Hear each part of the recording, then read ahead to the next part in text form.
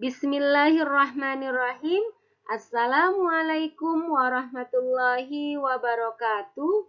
Apa kabar anak-anakku semua? Semoga kita semua selalu dalam keadaan sehat walafiat. Hari ini bertemu kembali dengan Bu Uma. Kita akan belajar bersama-sama.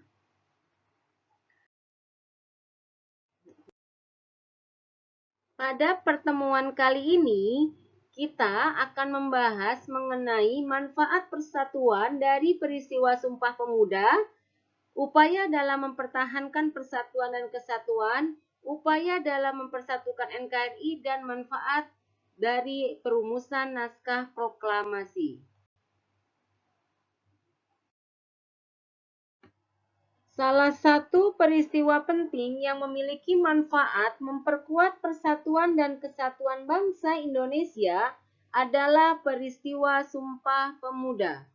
Sumpah Pemuda merupakan hasil keputusan Kongres Pemuda II yang dilaksanakan di Jakarta pada tanggal 27 sampai 28 Oktober.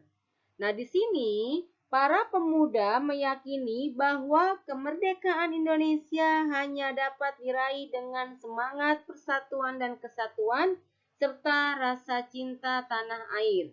Oleh karena itu, para pemuda mengikrarkan diri yang ikrarnya kita kenal dengan sebutan Sumpah Pemuda.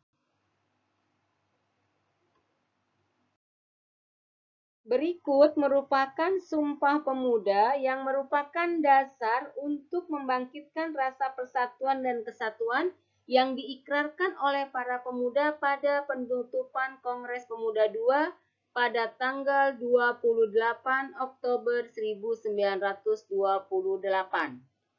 yaitu kami, putra dan putri Indonesia mengaku bertumpah darah yang satu, tanah air Indonesia. Kami, putra dan putri Indonesia mengaku berbangsa yang satu, bangsa Indonesia. Kami, putra dan putri Indonesia, menjunjung bahasa persatuan, bahasa Indonesia. Pada penutupan Kongres Pemuda II, untuk pertama kalinya dinyanyikanlah lagu Indonesia Raya. Lagu Indonesia Raya tersebut diciptakan oleh W.R. Supratman. Dan dalam kongres itu pula, bendera merah putih dikibarkan untuk mengiringi lagu Indonesia Raya.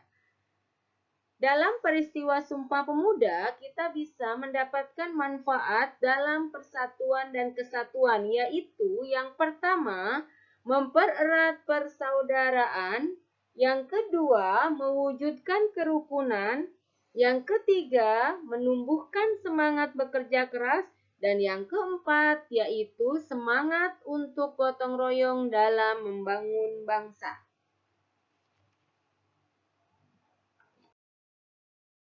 Upaya untuk mempertahankan persatuan dan kesatuan bangsa Indonesia perlu terus dilakukan sejak zaman dahulu hingga sampai sekarang. Upaya mempertahankan persatuan dan kesatuan juga harus diterapkan dalam kehidupan sehari-hari. Berikut beberapa cara mempertahankan persatuan dan kesatuan. Yang pertama yaitu saling menghormati dan menghargai.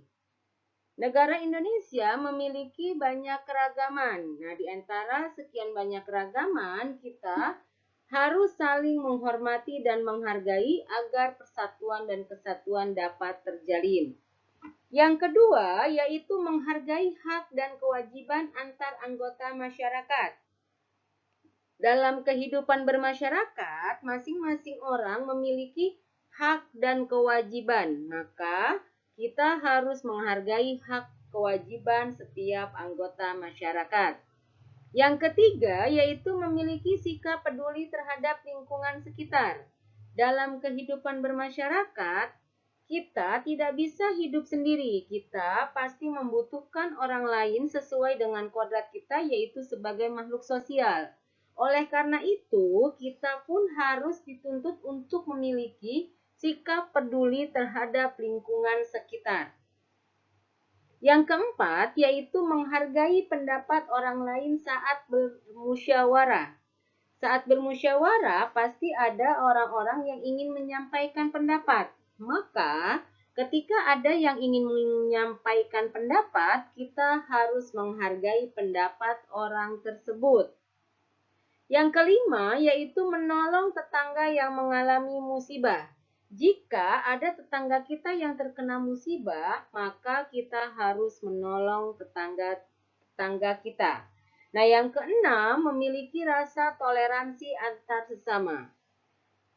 Di masyarakat Indonesia, dengan keragaman yang banyak yang dimiliki bangsa Indonesia, maka agar persatuan dan kesatuan dapat terjalin dengan baik, maka setiap warga masyarakat harus memiliki rasa toleransi.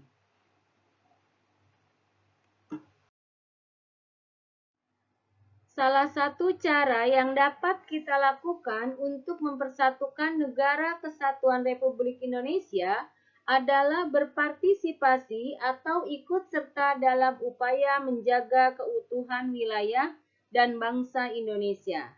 Kita sama-sama ketahui bahwa wilayah Indonesia yang membentang dari Sabang sampai Merauke itu di dalamnya dibagi menjadi beberapa provinsi.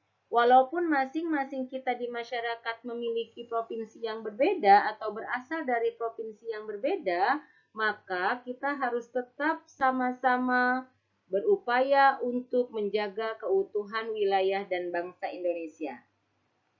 Sebagai wujud partisipasi kita dalam kehidupan bermasyarakat dalam menjaga keutuhan wilayah dan bangsa Indonesia, yaitu kita bisa mengikuti kegiatan-kegiatan yang dapat menjaga keutuhan wilayah dan bangsa Indonesia. Contohnya yaitu ikut serta dalam peringatan Hari Kemerdekaan Republik Indonesia, ikut serta dalam organisasi masyarakat, ikut serta dalam kegiatan gotong royong di masyarakat, dan jika kita di sekolah, kita juga harus mengikuti upacara bendera. Upaya mempersatukan bangsa perlu dilakukan secara terus-menerus dan berkesinambungan oleh seluruh lapisan masyarakat.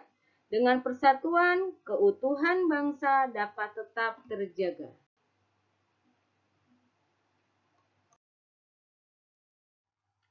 Salah satu peristiwa yang dapat terjadi karena adanya rasa persatuan dan kesatuan yaitu peristiwa Proklamasi Kemerdekaan Indonesia yang dibacakan pada tanggal 17 Agustus 1945 di Jalan Pegangsaan Timur nomor 56 Jakarta. Para pemuda dan masyarakat Indonesia mempersiapkan proklamasi kemerdekaan dengan semangat persatuan dan kesatuan. Pada saat peristiwa proklamasi kemerdekaan, masing-masing orang memiliki peranan masing-masing dalam upaya merumuskan naskah proklamasi. Naskah proklamasi sendiri merupakan hasil diskusi dari Insinyur Soekarno, Muhammad Hatta, dan Ahmad Subarjo. Setelah naskah proklamasi jadi, naskah proklamasi diserahkan kepada Sayuti Melik untuk diketik. Pada saat pembacaan proklamasi kemerdekaan, yang bertugas untuk mengibarkan bendera merah putih yaitu Latif Hendraningrat dan Suhud. Sedangkan bendera yang dikibarkan pada saat pembacaan proklamasi kemerdekaan merupakan bendera yang dijahit oleh Ibu Fatmawati. Untuk penyusunannya, naskah proklamasi disusun di Rumah Perwira Angkatan Laut Jepang, yaitu Laksamana Maeda.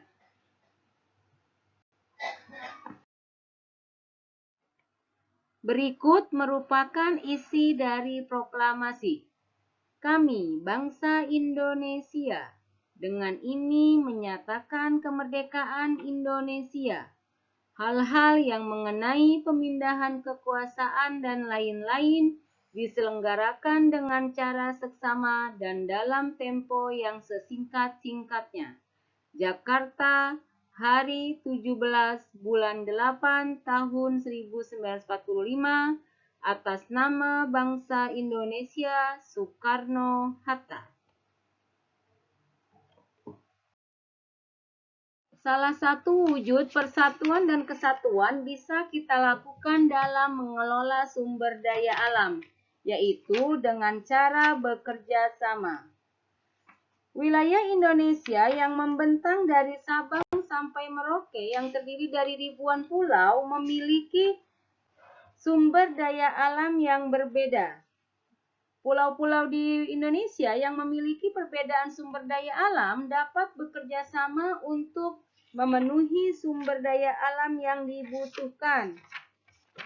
Sumber daya alam di seluruh Indonesia haruslah dikelola dengan semangat persatuan dan kesatuan.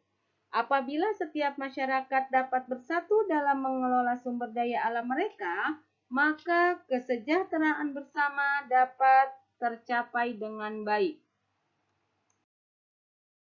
Dalam kehidupan bermasyarakat, wujud persatuan dan kesatuan bisa tercermin dalam kegiatan gotong royong. Dalam kegiatan gotong royong dapat menumbuhkan semangat kekeluargaan. Semangat kekeluargaan adalah sikap memperlakukan orang lain seperti halnya keluarga.